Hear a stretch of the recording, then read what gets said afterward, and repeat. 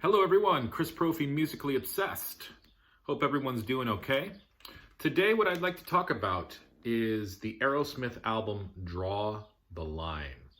Now, a while back I did a top 10 Aerosmith songs, and I believe that I put the song Draw the Line, and I know I put Kings and Queens in there in my top 10.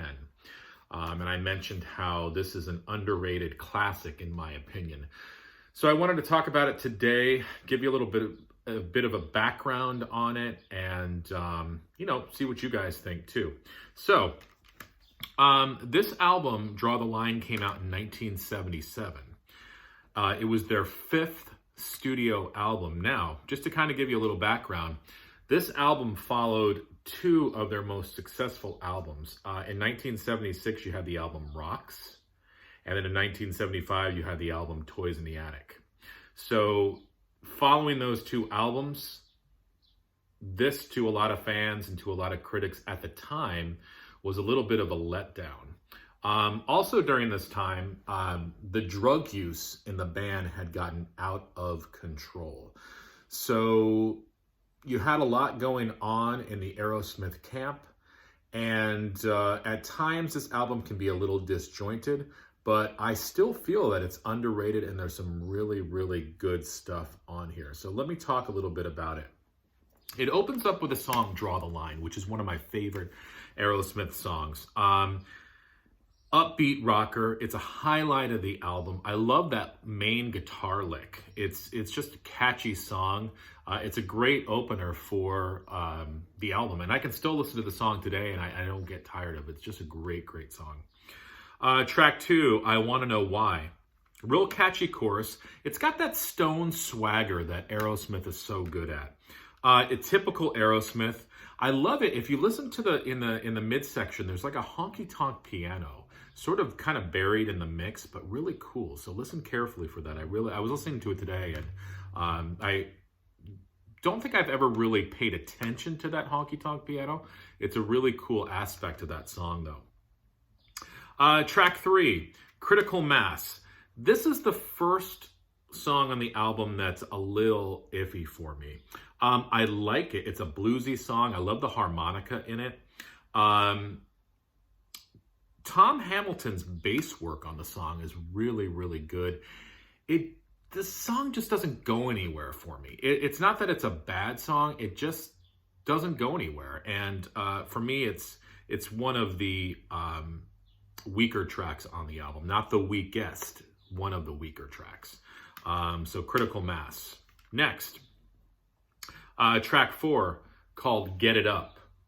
Love this song. Great slide guitar in it. Funky, funky, funky song. To me, it's quintessential Aerosmith. It's really what you want to hear when you listen to Aerosmith. Love the song Get It Up. And then the original side 1 ended with what I feel is the weakest track, Bright Light Fright. It's a real short song, about 2 minutes and 19 seconds. The vocals are done by Joe Perry, and for me, it's like a throwaway track. It's a weak track. It seems like it was just kind of thrown together. I was reading some stuff about the album, and I guess Joe Perry came to the band with this idea for the song Bright Light Fright, and they basically said they didn't want to do it. So that kind of shows you what the band thought about it too.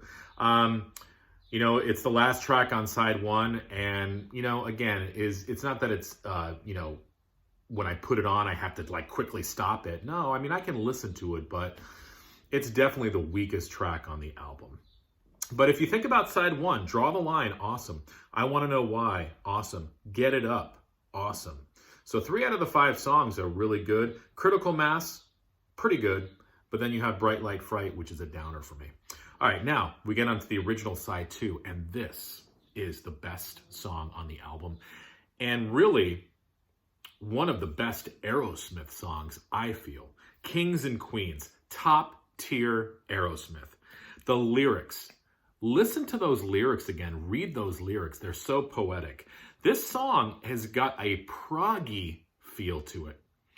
It's probably the only Aerosmith song that I can think of that has a prog vibe to it. There's a midsection where it slows down. Every time I hear it, I always think of Pink Floyd Animals, and I can't remember what song it is, but I get a real Pink Floyd Animals vibe in that midsection when it slows down. Such a cool song. Everything comes together, and this song really makes the whole album for me. I just love it, love it, love it. Kings and Queens, top tier Aerosmith. So that's a great opener for side 2. Then track 7, The Hand That Feeds. Great screaming vocals by Steven Tyler. It's got a similar guitar lick to Draw the Line. Really good hard rock. I believe that Brad Whitford does the guitar solo in the song, and it's awesome. Listen to the bass too. It's got sort of a disco feel to it. That's what I heard anyways with it. So there's a lot going on in the song. Really good tune, really good hard rock. Track 8, Sight for Sore Eyes. Another funky song, very similar to Get It Up. Great groove to this.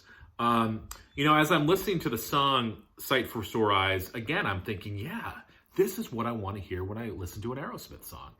They're just so good at that funky Stones swagger, that, the screaming vocals by Steven Tyler, just a great rhythm section, just a great groove, just so good and what you want to hear when you're listening to Aerosmith. And then the last song, Milk Cow Blues. Now, I looked this one up because I knew it was a cover. It was originally a blues song written and performed by an artist named Kokomo Arnold back in 1934. So yeah, it's an oldie but a goodie. So Aerosmith is doing obviously a cover of this song. It's got a bluesy driving feel to it. Another song that features the harmonica, which I really like. Listening to the song, you hear how well Aerosmith does the blues. And it reminds me of a later album by them called Honkin' on Bobo, where they just did blues type songs. And, you listen to Milk Cow Blues and you think to yourself, yeah, Aerosmith does this really well. And I can see why they did an album called Honkin' on Bobo. But then you also wonder, why did it take them so long to do something like that? So that's Draw the Line. All in all, I really think it's underrated. It got slammed, I think, when it first came out. Again, you're following an album like Rocks and Toys in the Attic.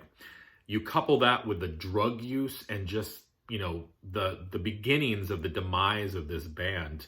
And, again, some of the songs are touch and go. You've got Bright Light Fright, which is weak. Critical Mass, which is okay. A couple of missteps in there, but for the most part, I can listen to this album and really dig it. And I think what I like about this too is that it's got a lot of songs, a lot of deep cuts that you don't hear. There is no Walk This Way on here. There's no Dream On here.